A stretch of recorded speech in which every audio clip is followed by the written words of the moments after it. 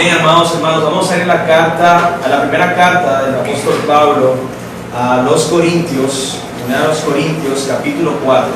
Vamos a estar allí en esta mañana. Quiero traer para ustedes un mensaje especial para esta iglesia en particular, a la cual yo considero parte de mi familia. Ustedes son mis hermanos en la fe y les aprecio así. Yo he titulado este sermón La iglesia y sus líderes, como padres e hijos. Así se llama el sermón. La iglesia y sus líderes, como padres e hijos. Vamos allí a 1 Corintios 4. Voy a leer para ustedes desde la Nueva Biblia de las Américas. Ustedes, si me siguen ahí en Reina Valera, dice más o menos así la palabra del Señor. No les escribo esto para avergonzarlos, sino para amonestarlos como a hijos amados. Porque aunque ustedes tengan innumerables maestros en Cristo, sin embargo no tienen muchos padres. Pues en Cristo Jesús yo los engendré por medio del Evangelio. Por tanto, los exhorto, sean imitadores míos. Por esta razón les he enviado a Timoteo, que es mi hijo amado y fiel en el Señor. Él les recordará mis caminos, los caminos en Cristo, tal y como yo enseño en todas partes, en cada iglesia. Algunos de ustedes se han vuelto arrogantes, como si yo no hubiera de ir a verlos. Pero iré a verlos pronto, si el Señor quiere. Y conoceré, no por palabras de los arrogantes, sino el poder que tienen. Porque el reino de Dios no consiste en palabras, sino en poder. ¿Qué quieren? ¿Iré a ustedes con vara o con amor y espíritu de mansedumbre? Amén.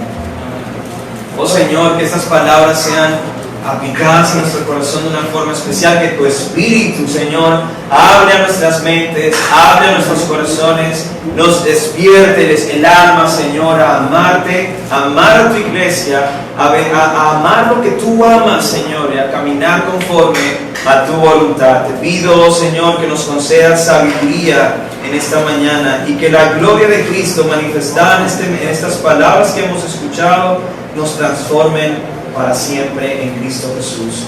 Te lo pedimos. Amén y amén. En Génesis 1:18 la palabra del Señor dice que Dios vio al hombre y ¿qué pensó Dios? La mente más sabia, más creativa, más poderosa de todo el universo. ¿Qué pensó? El que lo diga, estamos conectados. Génesis 1:2:18. No es bueno, eso, ¿vieron? Sí se lo saben. Génesis 2:18, no es bueno que el hombre esté solo. Y luego cuando habla del matrimonio dice, por esto dejará el hombre, no solamente la mujer, el hombre a su padre y a su madre, y vivirá 7 años independiente y después se casará. ¿Sí dice así? No, ¿verdad? Se unirá a su mujer y los dos serán. En ese diseño de Dios, ¿qué parte habla de independencia? Ninguna, la que no es buena, más bien.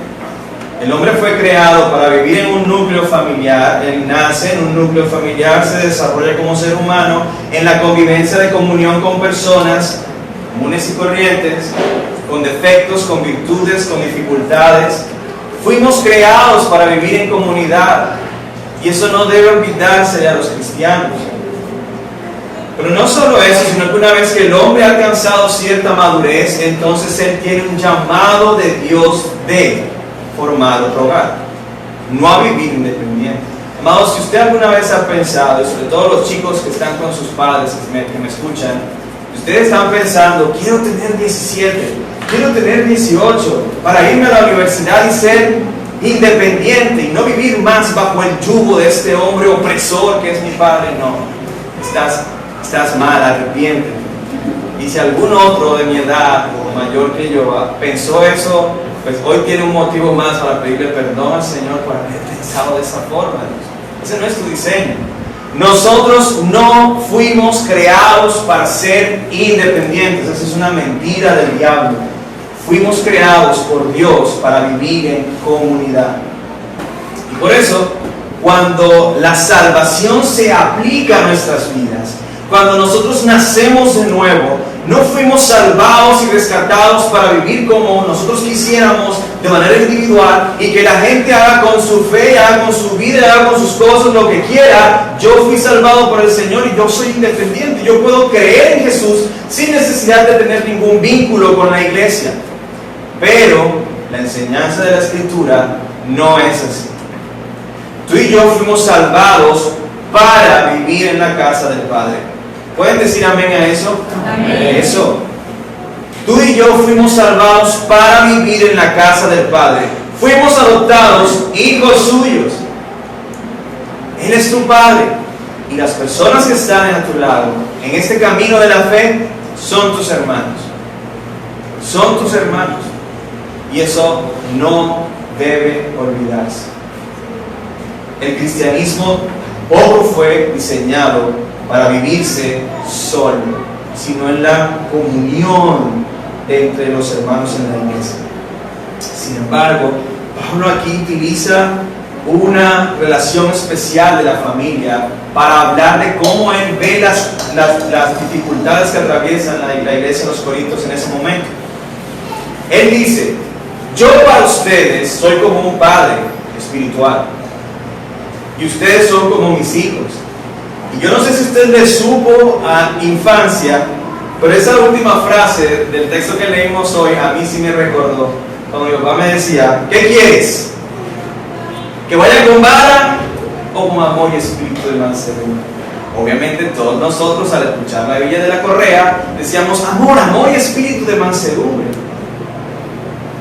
Porque el padre que ama a su hijo lo disciplina.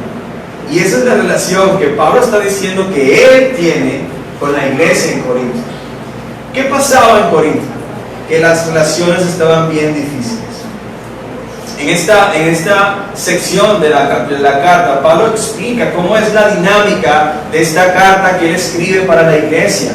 Él nos propone un juego de roles en donde él se identifica como en un hogar, hablando como la cabeza del hogar, que es el padre, a sus hijos que deben vivir en sumisión a su padre espiritual. Entonces, el punto aquí, y que Pablo quiere llevar a cumplimiento, si usted ha leído la carta de los Corintios, la carta de los Corintios es como una especie de regaño a la iglesia por puntos particulares que vivían ahí los Corintios y que para nosotros también siguen siendo relevantes.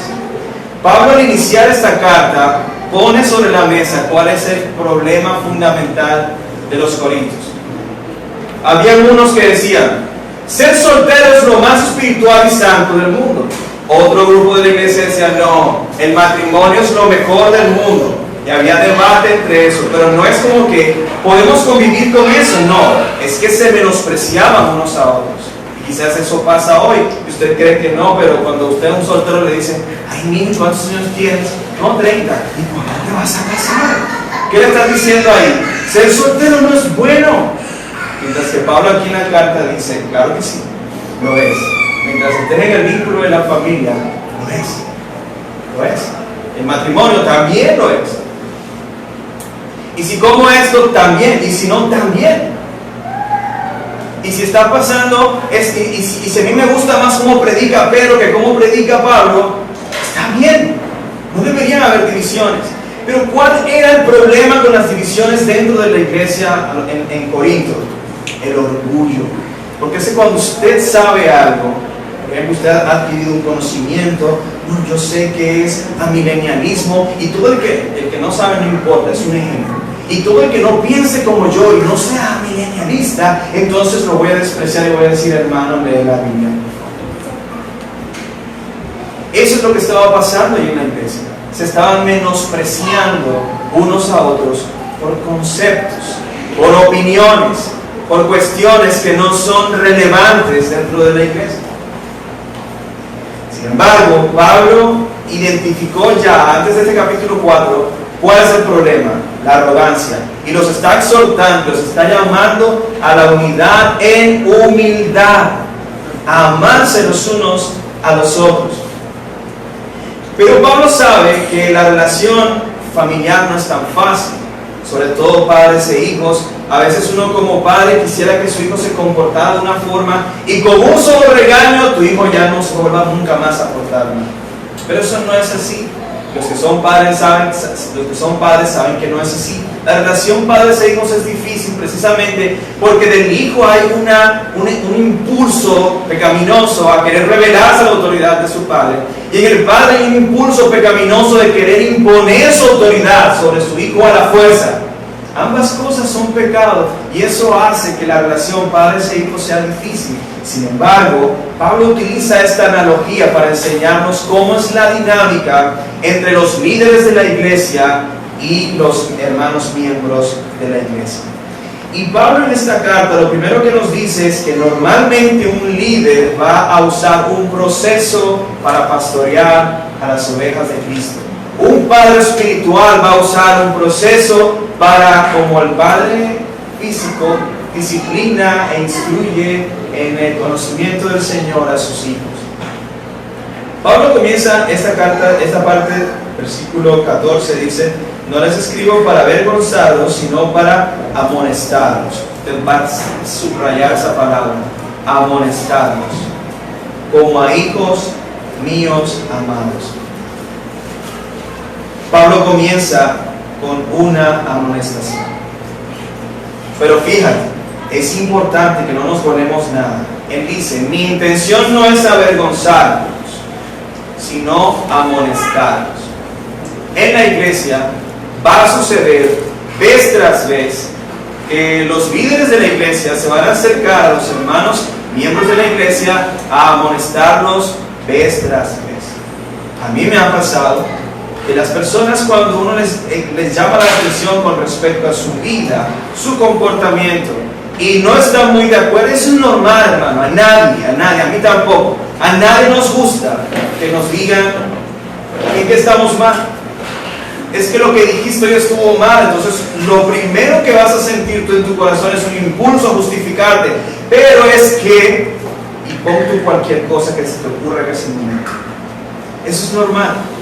Y eso es normal entre padres e hijos también. Sin embargo, a mí me suena mucho este primer versículo 14. No les escribo para avergonzarlos, sino para amonestarlos como a hijos amados. A mí me suena mucho el versículo 4 de Efesios 6, donde Pablo les escribe a los padres cristianos: padres, no provoquéis a ira a vuestros hijos. ¿Y sabe cómo usted provoca ira, padre, a sus hijos comúnmente? Avergonzándolos. Ayer estuve en el mercado aquí en Valledupar y una mamá le estaba comprando algunos dispositivos, cosas a su hija, el forro del celular y cuestiones. A mí me parece que ella, según ella, pues todos nos dimos cuenta de lo que estaba pasando ahí. Era una chica como de 14, 15 años. Ella le estaba enseñando a comprar pidiendo rebaja. Todo el mundo se dio cuenta de eso. Mi amor, ¿cuál quieres? No sé, decídete, niña, decídete. Y ella así como que todas las, imagínate, un montón de personas ahí. Y ella como que, bueno, cojo este. ¿Y de este que vas a coger? Decídete, le tenía la presión ahí. Entonces su ella le estaba enseñando y al final dile, regateale, pídele rebaja, pero delante del Señor ahí como que el Señor como que por lo menos sea un poco más prudente el Señor. Y entonces al final ella le pidió rebaja, pero no le dio por pedir más rebaja. El muchacho le explicó por qué no le podía rebajar más y la señora le dio la plata y le dijo: estás fregada, no diste para defenderte tú sola.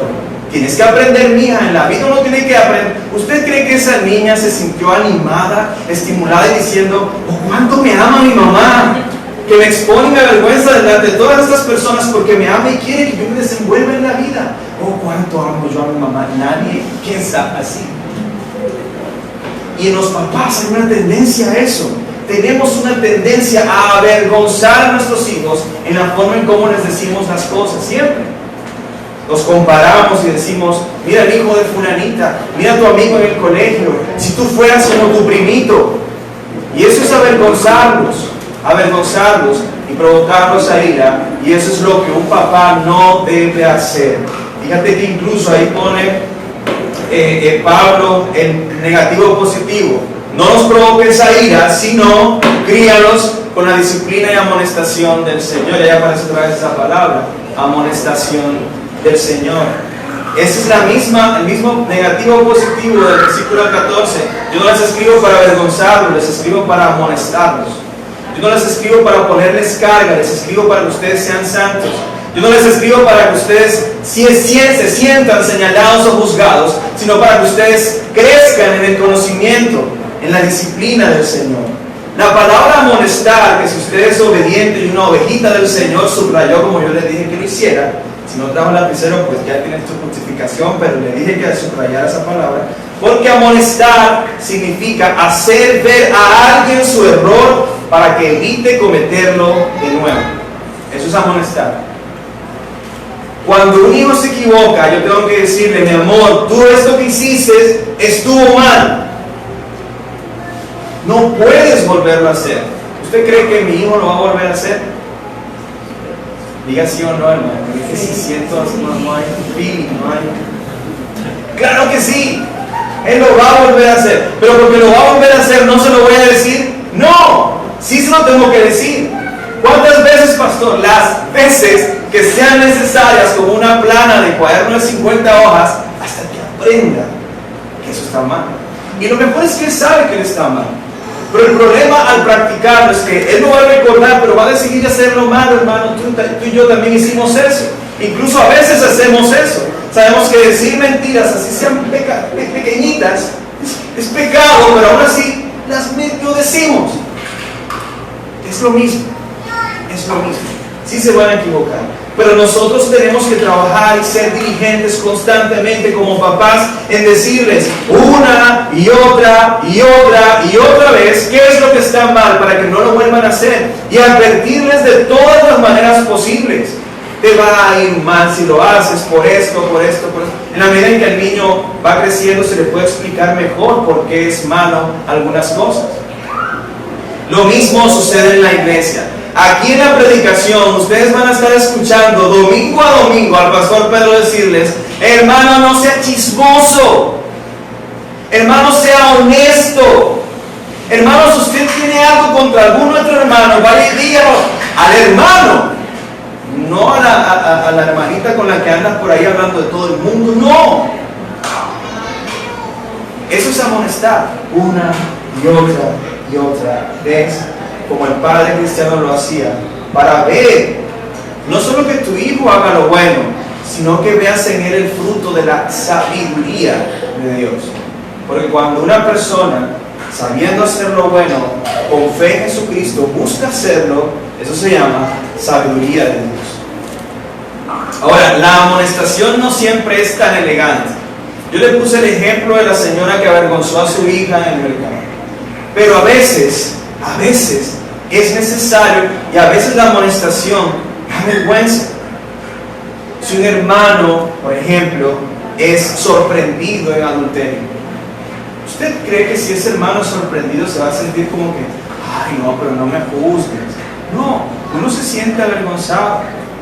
Cuando uno lo pilla en una mentira, uno no se siente como que, ay, todo el mundo miente. No, uno se siente avergonzado. A veces las amonestaciones de la palabra del Señor nos avergüenzan, pero no es una vergüenza que busca exponerte al vituperio público, no, es una vergüenza que busca restauración. Y como padres, si tenemos que avergonzar a nuestros hijos, tenemos que hacerlo a solas. Mi hijo hizo algo que estuvo muy mal y tengo unas ganas de cogerlo y decirles un poco de cosas, pero están sus amigos. Yo lo llamo aparte, le digo: papi, ven, acompáñame al cuarto. ¿Pero para qué? Acompáñame al cuarto. Y en el cuarto, sin que sus amigos se enteren qué fue lo que pasó, hablo con él. Él se siente avergonzado, pero no lo estoy exponiendo delante de sus amigos. ¿Cuál es mi propósito al llamarlo aparte? Restaurarlo. Mateo 18 dice exactamente lo mismo. Si tú sorprendes a tu hermano en algún pecado, ¿qué dice él? ¿Expone a la iglesia? Sí, pero primero tienes que hablar con él en privado. No, mentiras. Tienes que buscar una forma de acercarte a él y en privado decirle: hermano, esto que hiciste estuvo mal. Esto que hiciste estuvo mal. Y eso no es una opción. Es un mandamiento de Cristo. Si tú no vas y hablas con tu hermano con el propósito de restaurarlo, estás desobedeciendo a Cristo mismo, al Cristo que te salvó.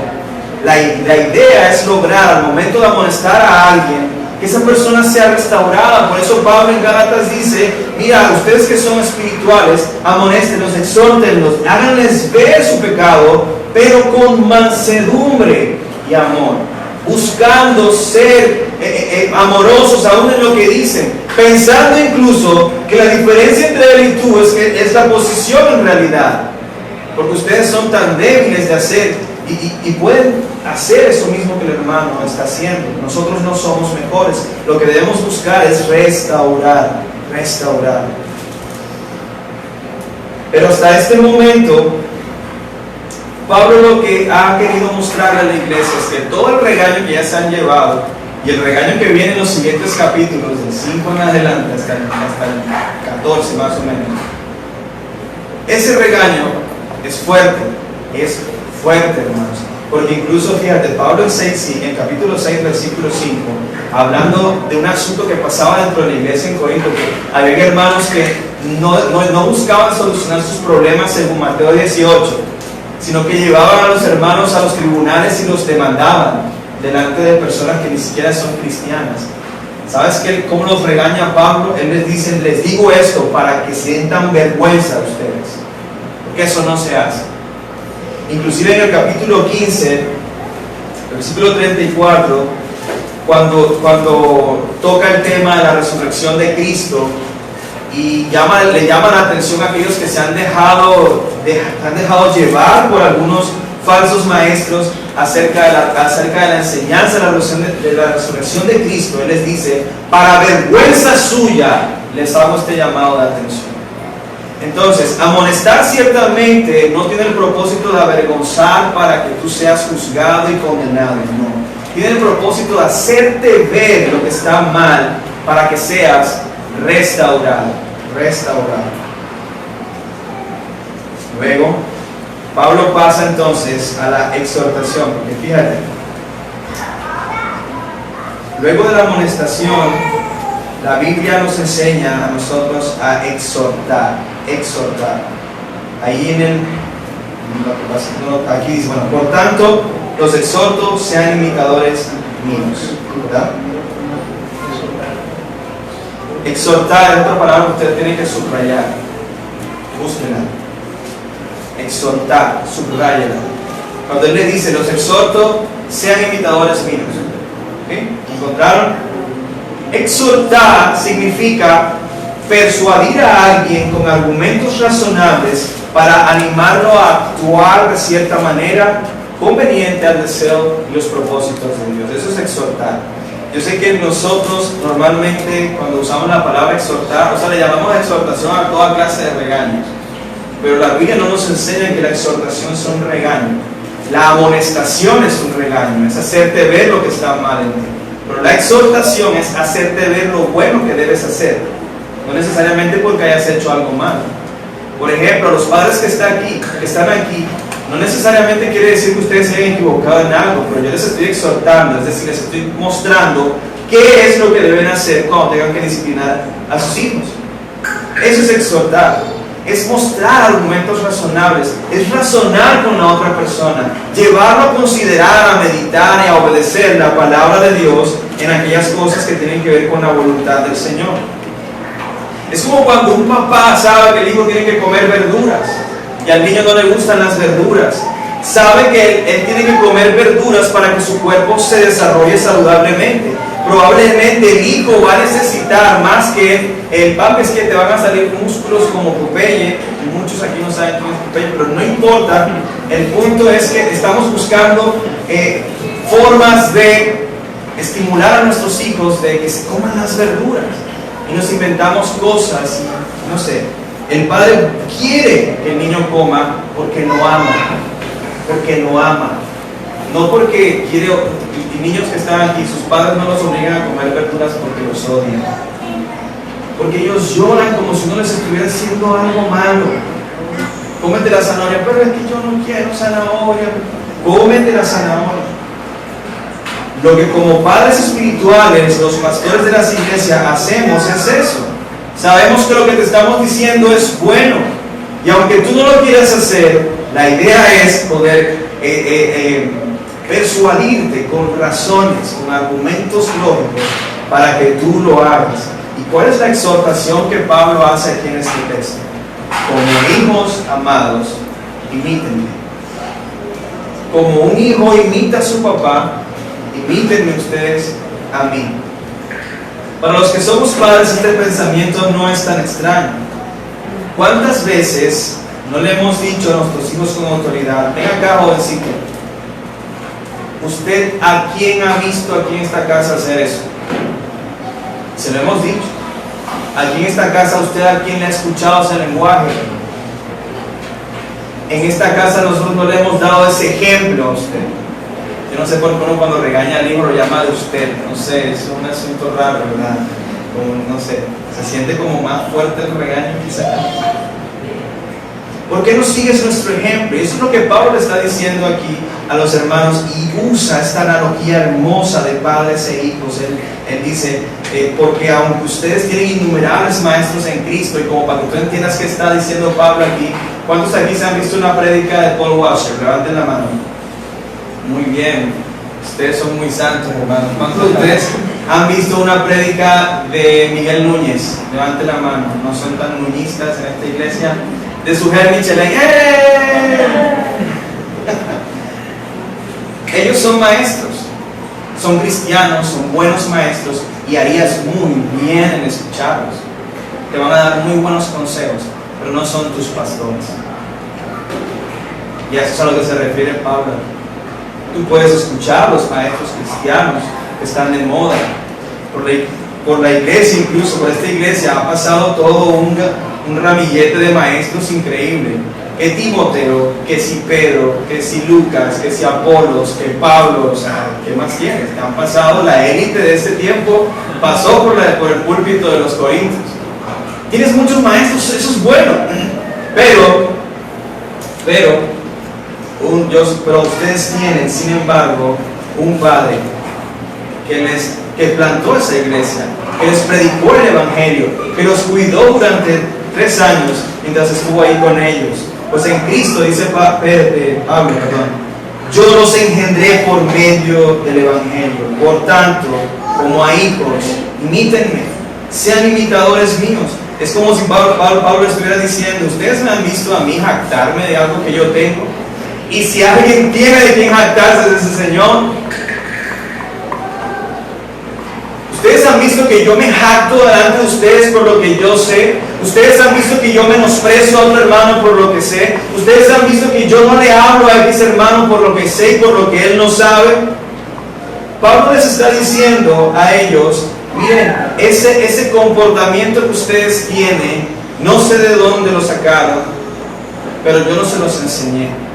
Por favor, recuerden el ejemplo que yo les he dado, tal como un padre le diría a sus hijos. Ellos tenían un padre que es el que no solamente lo dice de ellos, sino que también dice de Timoteo: mi hijo amado, ¿verdad? ¿De quién más dice Pablo que es su hijo? ¿Se acuerdan? Por allá en la carta de Filemón, alguien que él parió en prisiones, Onésimo, ¿verdad? Pablo habla de que eso es real, eso es una relación que va a surgir naturalmente, orgánicamente dentro de la iglesia, y de que tú debes aprender a considerar a los líderes que Dios te ha regalado, que te han predicado el evangelio y te han enseñado con su palabra y su conducta la integridad de un cristiano. Debes honrarlos, debes amarlos y debes obedecerles como a un padre. Y si no me crees, hay un mandamiento que dice eso: obedezcan a sus pastores, porque ellos tienen que rendir cuentas delante de Dios por ustedes. En el versículo 17, él cita a quizás su hijo mayor delante de él. Les envía a Timoteo. Qué bueno que les haya enviado a Timoteo. Es el versículo 17. Porque él les recordará mis caminos. Él les recordará cómo fue que yo me comporté cuando estuve entre ustedes. Él les recordará que fue lo que yo les enseñé, no solo de palabras, sino con mis hechos, decisiones y manera de vivir. Él les recordará los caminos de Cristo, tal como yo enseño en otras partes. Entonces, hasta este punto hemos visto un proceso bien interesante de Pablo relacionarse en esta carta con la iglesia. Primero nos amonesta, les hace ver lo que está mal. luego los exhorta, les enseña entonces el camino de qué es lo que deben seguir, y en este punto lo que ellos deben seguir es el ejemplo que Él les ha dado de vida cristiana, para que no sigan haciendo las necedades que estaban haciendo hasta ese punto. Finalmente, Pablo les enseña, luego de exhortarlos, o les muestra la advertencia, amonestación, exhortación, advertencia. Pablo estaba completamente dispuesto a visitarlos. Él dice: pronto voy a ir con ustedes si el Señor quiere. Y en vista de que como padre de ellos en la fe, Él tiene una responsabilidad delante de Dios, es cuando entonces le dice, parafraseando un poco: si yo los llevo a encontrar a ustedes arrogantes, llenos de palabrería y faltos de ese poder transformador del Espíritu, entonces no tendré más que ir con la vara correctiva de la disciplina eclesiástica. Inclusive en el siguiente capítulo, Pablo ya le da un balazo anticipado a uno de los hermanos que está en un pecado terrible dentro de la iglesia. La disciplina eclesiástica es esa forma en la que la iglesia ayuda a crecer en santidad a los hermanos, infundiendo el temor del Señor. Pero si por el contrario esta carta hace que ellos cambien de opinión, cambien de actitud, cambien de intención y ven un efecto de la amonestación y de la exhortación en el corazón de ellos, en la vida de ellos, que obviamente sobra del Espíritu Santo, entonces los va a tratar con espíritu de mansedumbre y amor. Si te das cuenta, el poder que caracteriza a los miembros del reino de Dios es esa obra transformadora del Espíritu en el corazón humano. Que no sea necesario, amado hermano, que llegue la advertencia o la disciplina, que sea suficiente la amonestación y la exhortación, que de ahí no pasa. Esto nos deja claro que Pablo entiende que su paternidad espiritual consiste en que Él es un delegado de Dios. Él no es Dios delante de la iglesia. Él es un delegado de Dios para la amonestación, exhortación y disciplina de la iglesia, que son sus hijos espirituales. Pero la transformación solamente la hace Dios, y ese es su consuelo en medio de esta exhortación a la iglesia de los Corintios. ¿Qué aprendemos nosotros de este pasaje para nuestras vidas? Bueno, a los padres que me están escuchando, aquí tienes un patrón sencillo para la crianza de tus hijos. Así debe funcionar la crianza de los hijos. Cuando quieras corregir a tus hijos, debes amonestarlos, exhortarlos y disciplinarlos. Todo eso obviamente en el vínculo del amor. Porque hay padres que disciplinan antes de siquiera decir que fue lo que el niño hizo mal. Y eso está mal. O hay padres que solamente dicen: no hagas esto, pero nunca disciplinan. Las tres cosas son necesarias: amonestar, hacerle ver lo que está mal; exhortar, hacerle ver qué es lo que tiene que hacer y qué es lo bueno; y disciplinarlo las veces que haya que hacerlo cuando el niño falle en eso, y lo va a hacer. Sin embargo, tú debes hacerlo en el vínculo, en un ambiente de restauración. A los hijos nos enseña que tener padres temerosos de Dios es una bendición maravillosa. ¿Pueden decir amén por allá? Amén. Los chiquitines por allá. Tener hijos temerosos de Dios es una bendición grandísima, grandísima, grandísima, porque ellos van a ser instrumentos de Dios para que tú crezcas como una persona de bien, como una persona que conozca el camino correcto y lo siga. ¿Verdad? La palabra también dice: instruye al niño desde pequeño, y cuando sea grande no se apartará. La misericordia de Dios es que Él promete usar su palabra, que ha sido instruida, enseñada por los padres que son temerosos del Señor. Porque un padre que es temeroso del Señor no le va a imponer su opinión a su hijo, sino que le va a enseñar el camino de la justicia, que es la palabra del Señor. Eso es muy bueno. A los miembros de esta iglesia, su palabra es verdad. Esta escritura nos enseña que las personas que Dios ha usado para traer la luz de su palabra en la transformación de nuestras almas por medio de la predicación, les podemos y debemos verles como padres espirituales. Yo quiero detenerme aquí un momento, amados hermanos, porque